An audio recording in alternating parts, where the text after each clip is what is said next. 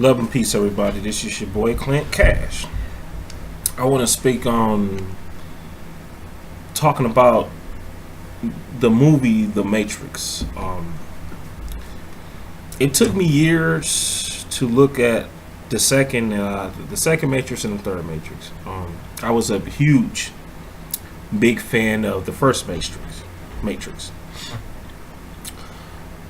I was a huge fan of the first Matrix until I found out things about the first Matrix. It was a lady named Sophia Stewart.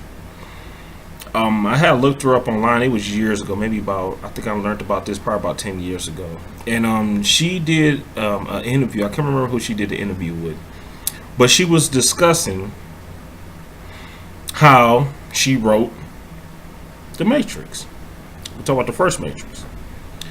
She was also discussing also how she wrote. She also was the writer for the Terminatrix. I'm sorry, Terminator. And she was saying that she wrote the Neo part, and Neo transformed into the Terminator. She said she wrote these articles. It was supposed to be a non-fictional comic type of thing she was writing, but she wrote this back. I think she said she wrote it in 83 or 84. I can't recall the dates. So they took the Terminator story and came out with that first, and then later on they came out, I think, with the Matrix probably about 10 years, maybe 10 or 12 years later. But she said she submitted these scripts to them, even though they rejected them. Supposedly they end up using her writing. And I noticed when you look at those movies, when I finally saw the second and third Matrix, I can tell that okay, these these motherfuckers took somebody's writing and tried to come up with their own ideas for the second and third one, and you can tell. Because, I mean, the first one, it was so much detailed and so subliminal.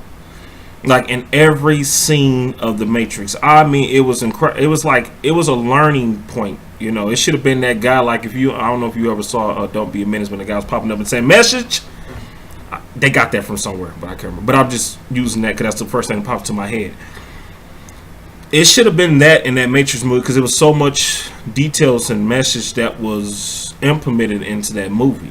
And when you saw the second and third one, you know, Hollywood basically went back to what they know, sexualizing everything, war, you know, things of that nature. And, you know, they had a sex scene in the second one. The sex scene was like freaking 15 minutes long, you know, and then it wasn't even a creative thought, because it like they took one creative thought and just stuck that with the movie. And if you see a lot of Hollywood movies where they be trying to make them spiritualize them, when they try to use non-fictional, you know, to try to push spirituality a little bit, you notice that they not really diverse in it. They'll stick to like a plot, you know, the simple stuff that you learn when you go to school and you're trying to be a writer or whatever. You stick to a plot, you know what I'm saying? You stick to one theme and you work around that one theme. But the first Matrix, it was many themes. It was one plot, but it was many themes. You know, it was a lot of learning points in there.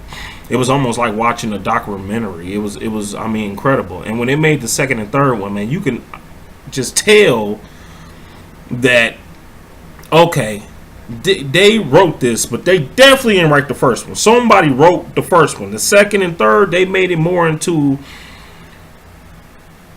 proper a commercialized movie, which they known to do. Let's have a sex scene in there. Let's make wars and stuff like that in there. Let's make it exciting.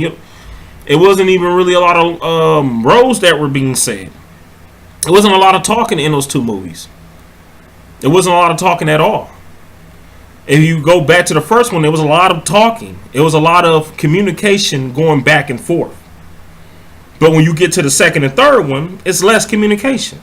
It's like a half an hour of fighting and 15 minutes of a sex scene. That's like 45 minutes of a wasted movie, a wasted film of nothing being said. So a lot of them characters, they didn't even really have a lot of big parts.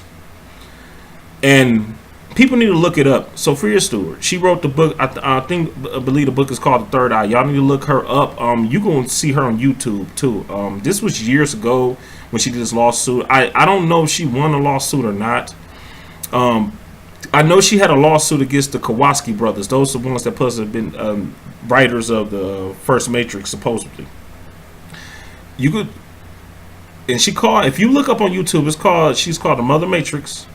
Sophia Stewart. Look her up, because she is a deep sister, and she supposed to be the original Mother Matrix. She supposed to have been in the article.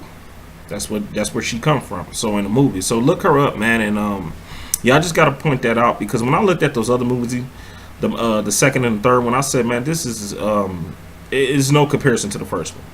So yeah, look her up, man, and love and peace.